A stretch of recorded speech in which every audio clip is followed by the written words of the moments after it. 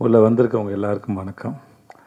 எங்களுடைய இயக்குனரும் என்னோடய ஹீரோயின் வந்து நேராக கேள்வி பதிலுக்கு போகலான்னு சொன்னதுனால ஒரு ஃபார்மாலிட்டிக்கு வழக்கமாக உங்கள்கிட்ட பேசின ஒரு பழக்கத்தில் சரி நான் முதல்ல பேச ஆரம்பிச்சுட்டு அப்புறம் கேள்வி பதிலுக்கு போயிடலாம் தான்.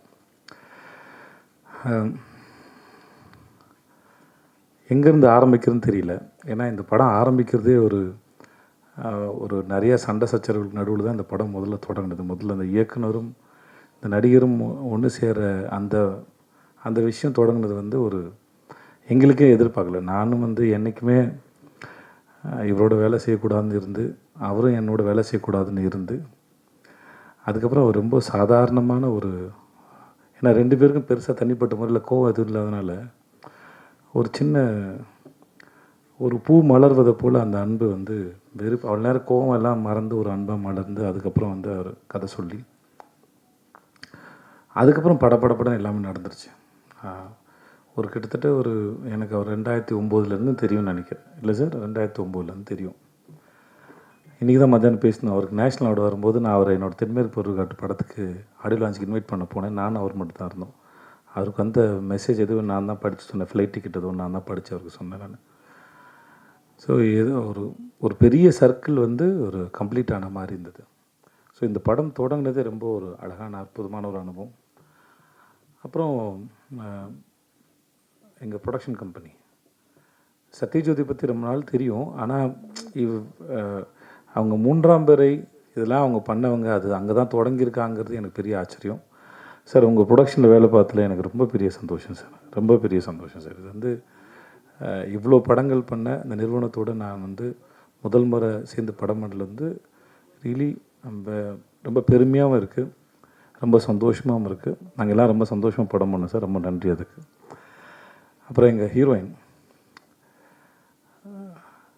நித்யாவோட நான் 2019 வந்து 2020 வந்து 19 அப்படின்னு சொல்லிட்டு ஒரு மலையாள படம், அதில் ஒரு சின்ன கெஸ்ட் ரோல். ஆக்சுவலாக அது ஃபீமேல் சென்ட்ரிக் ஃபிலிம். அந்த டைரக்டர் வந்து அவங்க பேர் இந்து. ஸோ அவங்க நித்யா தான் நடிக்கிறாங்க எனக்கு தெரியாது. ஆக்சுவலாக வந்து இந்துவோட கதை அது பிடிச்சி போய் அவங்களுக்காக பண்ணலான்னு சொல்லி போனது அது. அப்போ 2 பேரும் ஏதாவது ஒரு நல்லா எல்லாம் சேர்ந்து போய் ஒரு படம் ஒர்க் பண்ணுவோம் அப்படின்னு பேசிட்டு வந்தது. அதுக்கப்புறம் இப்படி நடக்கும்னு எதிர்பார்க்கல. ஏன்னா இந்த மாதிரியான ஒரு படம் நித்யாவோட ஒர்க் பண்ண ரொம்ப நாள் ஆசை இருந்துச்சு. ஆனால் இந்த மாதிரியான ஒரு படத்தில் அவங்களோட ஒர்க் பண்ணதாக பெரிய சந்தோஷம். படம் பார்க்கும்போது அவங்க எல்லாருக்கும் தெரியும். இந்த கதாபாத்திரத்தில் நித்யாவை தவிர வேறு யாரையும் இமேஜினே பண்ண முடியாது. எனக்கு தெரிஞ்சிருக்கு அவங்க பண்ண எல்லா படத்துலையும் அப்படி தான் நினைக்கிறேன். நித்யா ஒரு படம் நடித்தாங்கன்னா அதுக்கப்புறம் அந்த இடத்துல வேறு ஒருத்தரை வச்சு பார்க்கவே முடியாது. அதுதான் நித்யா. ஏன்னா அது சும்மா வந்தோம், இது சீனு, இது டயலாகு, ஓகே இது கோரியோகிராஃபி, இதை நடிப்போம் அப்படின்லாம் இல்லை. அதை முழுமையாக புரிஞ்சுக்கிட்டு அது என்ன பண்ணலாமோ, இன்னும் எப்படிலாம் பண்ணலாமோ, டைரக்டருக்கு என்னெல்லாம் தேவையோ அது எல்லாத்தையும் சரியாக புரிஞ்சுட்டு அதை சரியாக பண்ணிடணும் மெனக்கிடக்கூடிய ஒரு ரொம்ப அற்புதமான ஒரு ஆர்டிஸ்ட்டு. நான் நித்யாவோட ஒர்க் பண்ணது ரொம்ப பெரிய சந்தோஷம். தேங்க்ஸ் நித்யா, இந்த படத்தில் நீங்கள் வந்து ரொம்ப நன்றி. பாண்டே சார் பற்றி சொல்லிட்டேன், சண்டே பற்றி தான் சொன்னேன். ஆனால் நிறைய பேரோட ஒர்க் பண்ணியிருக்கோம். ஆனால் அது ஒரு பிரயாணம் மாதிரி வச்சுக்கோங்களேன். நம்ம ரொம்ப தூரம் பிரயாணம் போயிட்டே இருப்போம். அந்த பிரயாணம் செய்யப்பட்டு ஒரு 500 கிலோமீட்டர் பிரயாணம் பண்ணுறோன்னா ஒவ்வொரு கிலோமீட்டரும் மனசில் தங்காது. ஆனால் அது ஒரு 5-6 இடங்கள் எங்கேயாவது இளைப்பாறை இருப்போம், ஏதாவது இடத்த உட்காந்து ரசிச்சிருப்போம், எங்கேயாவது சாப்பிட்ருப்போம், எங்கேயும் சும்மா வெறும்னே இருந்திருக்கும். சில இடத்துல மேகங்கள் அழகாக இருக்க ரசிச்சிருப்போம், படங்கள் எடுத்திருப்போம். அந்த ஞாபகங்கள் மட்டும் வந்து அந்த பிரயாணத்தினுடைய மெமரிஸ். அந்த மெமரிஸ் வந்து திரும்பி ஒரு முறை நினைக்கும் போது அந்த பிரயாணத்துக்கு போயிட்டு வரலான்னு தோணும் வைக்கும். அந்த மாதிரி நான் அவரோட வேலை பார்த்தது ரொம்ப அற்புதமான பிரயாணத்தில் இருக்கக்கூடிய ஞாபகங்களில் முக்கியமான ஞாபகம் வந்து இயக்குனர் திரு பாண்டியராஜ் அவருடைய எழுத்தில் இயக்கத்தில் வேலை பார்த்தது. அஃப்கோர்ஸ் கொஞ்சம் கஷ்டமாக இருந்தாலும், அந்த மனுஷன் டார்ச்சராக இருந்தாலும், சில சமயம் இந்த சொல்லுவாங்கள்ல, இந்த இவரோட படத்துலேயே வரும், பசங்க படத்தில் வாங்க, யாராவது பையனை அடிக்கிறதுக்கு ஆள் கூட்டுப்போம்ல சின்ன ஒரு பையன் இல்லையா, அந்த மாதிரி ப்ரொடக்ஷன் கம்பெனி எங்களை அடிக்கிறதுக்கு ஆள் வச்ச மாதிரி இருந்த ஆள் தான் பாண்டராஜ். அவங்க 2 பேரையும் அந்த நித்யா மேனனி, விஜய் சேதுபதி வச்சு டார்ச்சர் பண்ணுங்க அப்படின்னு நினச்சா எப்படி இருக்குமோ அந்த மாதிரி தான். சும்மா சொல்கிறேன், ஆனால் நிஜமாகவும் சொல்கிறேன். சும்மா மாதிரி நிஜமாக சொல்கிறேன், நிஜமாக மாதிரி சும்மா சொல்கிறேன். இது எப்படி சொல்கிறீங்கன்னு எடுத்துக்கோங்க. ஆனால் படன்னு இருக்கும். ஆனால் நின்று அதை ரசித்தோம். ஷூட்டிங்லாம் முடிஞ்சதுக்கப்புறம் அந்த கடைசி நாள் முடிஞ்சதுக்கப்புறம் அங்கே உட்காந்து ட்ரெஸ்லாம் மாற்றிட்டு வந்து திரும்பி ஒரு 3/4 மணி நேரம் 1 மணி நேரம் உட்காந்து நாங்கள் எல்லாம் பேசிகிட்டு இருந்தோம். ஏன்னா அதை விட்டு போகிறதுக்கு மனசு இல்லை. இன்னும் இந்த ஷூட் வந்து இன்னும் ஒரு வாரம் சும்மா ஏதாச்சும் எடுக்கலாமா அப்படின்னு தோணுச்சு. அந்த அளவுக்கு ஏன்னா அது ஒரு பெரிய குடும்பமாக இருந்தது.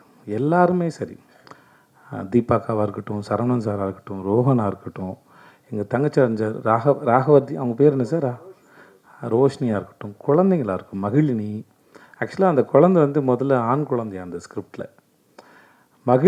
அவள் பேர் மகிழினி. மகிழ் வந்ததுக்கப்புறம் அது அதோட அவளோட சரியான சாய்ஸ்னு சொல்லி இந்த படத்தில் எங்களை ஆசீர்வதிக்க வந்த தெய்வம்னா அது மகிழினி தான் நினைக்கிறேன்.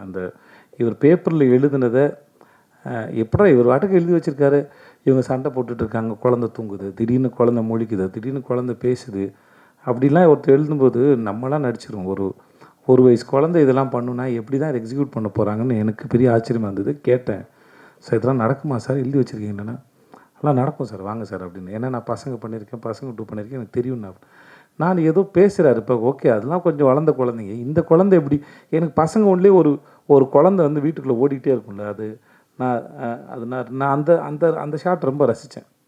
அந்த ஒரு குழந்தை வந்து அந்த அந்த அந்த கதையோ அந்த காட்சியோ வந்து ரொம்ப நிஜமானதாக உயிருள்ளதாக மாற்று. அந்த குழந்தை எதுலேயும் பார்ட்டிசிபேட் பண்ணாலும் பரவாயில்ல, அது சுற்றிக்கிட்டு இருக்கும்போதே வந்து அது ரொம்ப உயிருள்ளதாக மாறுது. அந்த மாதிரி மகிழ் அப்புறம் முத்துமணி மாலை 2 பேர் இருக்காங்க. முத்துமணி மாலை கூட கொஞ்சம் வளர்ந்த குழந்தை தான் அது. ஆனால் மகிழ் வந்து ரொம்ப குட்டி பாப்பா. ஆனால் இந்த கதையில் ஒரு டைரக்டர் என்னெல்லாம் எதிர்பார்த்தாதோ அது அத்தனையும் ரொம்ப அழகாக பண்ணா. ஒரு ஸ்டேஜில் எங்களை புரிஞ்சுக்கிட்டா, ஓகே இந்த ஷார்ட் எடுக்கிற நேரம் மட்டும்தான் இவங்க கூட இருக்கணும் இல்லையா, மற்ற நேரம் நான் எங்கள் அப்பா கூட இருந்துக்கலான்னு. பட் அந்த குழந்தை வந்து நித்யாவோடையும் தீபா கூட ரொம்ப பெட்டாக இருந்தது. என்னை பார்த்து கொஞ்சம் பயப்படும்.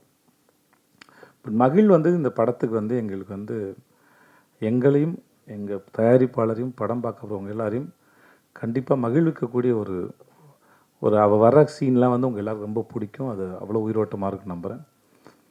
அப்புறம் எங்கள் தனித்தனியாக பாராட்டினா இல்லை சொல்லணுன்னா, எங்கள் டீமில் வந்து அவ்வளோ பெரிய ஆக்டர்ஸ் இருக்காங்க. செம்மன் வினோத் சார், அப்புறம் அவங்க ஒய்ஃபாக நடித்தாங்க சார், அவங்க பேர் ஜானகிம்மா. ஐயோ ஓகே, அவங்க இப்படி படத்தில் வந்துட்டு போகிற இப்போ இன்ட்ரடியூஸ் பண்ண அந்த நாகப்பாம்பு வினோத் சாகர் எல்லாருமே சரி, படத்தில் இருந்த எல்லாருமே இந்த படத்தை ரொம்ப, யோகி பாபு சார் எல்லாருமே சரி, இந்த படத்தை ரொம்ப பிரமாதமாக பண்ணியிருக்காங்க அவங்க வேலையை. இது நாங்கள் டப்பிங் பார்க்கும்போது ரொம்ப ரசித்தோம். படம் ஷூட் பண்ணிட்டு இருக்கும்போது நிறைய பேர் வந்து சொன்னாங்க, இது எங்களோட கதையை பார்க்குற மாதிரி இருந்தது. ஸோ படம் பார்க்குற உங்களுக்கும் அப்படி தான் இருக்கும் நாங்கள் நம்புகிறோம். ஸோ ஜூலை 25 ரிலீஸ் ஆகுது. முக்கியமாக சனா எதிர்பார்க்கல. நான் வந்து ஒரு ஆல்பமே வந்து இவ்வளோ சிறப்பாக பண்ணி தருவாருங்கிறது வழக்கமாக அவர் பண்ணுறது தான். பட் நம்ம படம்னு வரும்போதில் கொஞ்சம் எல்லாம் சரியாக அமைஞ்சுன்னு ஒரு பயம் இருக்கும். பட் சன்னா வந்து இந்த படத்துக்கு வந்து ரொம்ப பிரதமாக பண்ணி கொடுத்தாரு. கேமராமேன் சுகுமார், ஆர்ட் டைரக்டர் வீரசம்பர், எங்கள் ஃபைட் மாஸ்டர் கலை. எனக்கு அந்த பையனை வந்து 2019 தெரியும். எல்லா ஃபைட்டையும் சூப்பராக பண்ணி கொடுத்தாங்க கலை. அப்புறம் பாபா பாஸ்கர். ஸோ இது ஒரு ஃபுல் பேக்ட் என்டர்டெய்னர். படம் பார்க்கும்போது கண்டிப்பாக எல்லோரும் ரொம்ப என்ஜாய் பண்ணுவீங்க அப்படின்னு நாங்கள் முழுமையாக நம்புகிறோம். ஜூலை 25 ரிலீஸ் ஆகுது. தியேட்டருக்கு வந்து பார்க்க